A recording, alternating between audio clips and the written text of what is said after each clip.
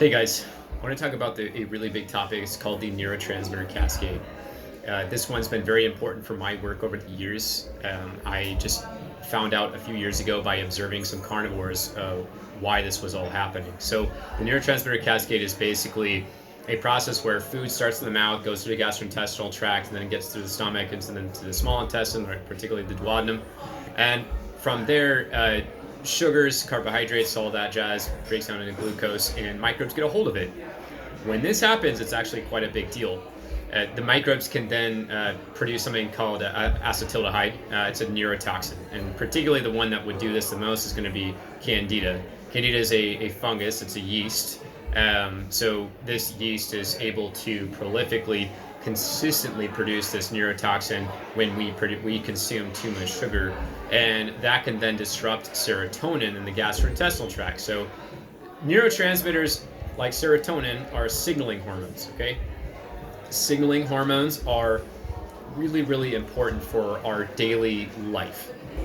We would not be able to operate without them. We would not have any kind of relationships. We would not be able to generate any desire to hug someone. We would have no desire to make eye contact with someone, to talk to someone without them. And so they're very much important, extremely important. So when we're eating certain foods, it can break down into a problem that isn't necessarily the food itself. It's the middleman. It's the microbe that's consuming it and then turning it into a neurotoxin and then causing us all kinds of issues. So serotonin, and particularly about 95% of it's produced in our gastrointestinal tract, which is like the duodenum, the jejunum, and the ileum, the small intestine, and the colon. So when it's produced there, it helps us with a lot of things, not just mood. It can help us with peristalsis. And peristalsis, and if it disrupts peristalsis, that's its own problem, okay? When peristalsis isn't working as it should, then a lot of issues go wrong, or a lot of issues happen. And so when that goes on, a lot of toxins can build up from the stool just sitting in the gastrointestinal tract, and that can then disrupt a lot of systems in the body all at once. But that's a different argument for another time. So when serotonin, though, is not working in terms of affecting our gut to brain axis, it then affects our neurotransmitters up here. Okay, so the gut is seen, or the gut brain axis is seen as 80% afferent. All right, so when serotonin isn't functioning as it should, the acetylcholine up in the brain is by effect not going to function as well, because in a lot of ways it's indirectly and somewhat directly affecting the acetylcholine, and in a lot of ways regulating it. Acetylcholine is responsible for helping us with things like regulating anger, or to help us with memory retention, or for general cognition. And when that guy is not functioning as it should because of serotonin, it's a huge cascade, because ultimately that'll affect everything out here. I actually believe what's called cognitive dissonance is connected to all of that. When people aren't really able to interface with the truth at all, and they find it disruptive, and they can't handle it, I think this is connected to not only the acetylcholine creating a full cup to where they can't retain information, but it's also affected by serotonin's effect on, say, like the amygdala and fear-based thinking. And so when fear-based thinking is set into play and acetylcholine's right there as well, people can't even hear your logical and fully discerned and really just concrete information, and just to take the truth and be able to be like, yeah, you're right. This is totally wrong. It's a total lie.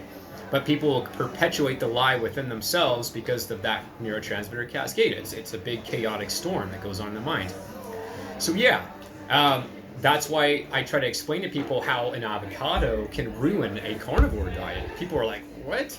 Because years ago I observed that carnivores on just an all-meat diet were changing religion and politics. It's like, what the heck? How? And I realized, wow, that's neurotransmitters at play. That's what's going on. When you starve the microbe like candida and it doesn't have sugar to metabolize, there's no neurotoxin. And the no neurotoxin leads to sufficiency with serotonin. You also have enough cholesterol in the diet to produce it. And so when that's all functioning, neurotransmitters are galore and operating as they should. And therefore, mental health goes up quite a bit. We've seen this a lot within the community. It's actually quite a common one. Not for all, but for many. And what happens then from there, when neurotransmitters are all functioning really well, you don't have the issue of being able to take in new information or to abate things like fear-based thinking.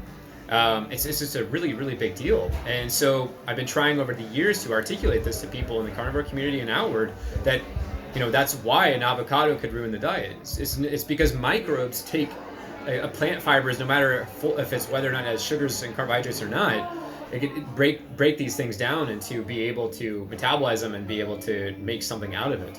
And that's very much disruptive. I won't say it's anywhere near like eating a handful of grapes, but it can still be in some ways disruptive to our mental performance simply because of that. It's not to say that the carnivore diet is the answer for everyone. It's to say that the microbes are the problem. Finding the solution to balancing the flora to where they're not producing those neurotoxins is the key. And so that's ultimately what I try to bring it back to and help people understand today, is that in a lot of ways, generally, especially when I'm working with psychologists and therapists or medical doctors, is to help them understand the neurotransmitters. That is the key to it all. This is how you really can help a person. Okay, so that's the Neurotransmitter Cascade Part 1. I hope you guys enjoyed it. Subscribe if you're interested in tuning in for more. I'm going to make a lot more videos. All right.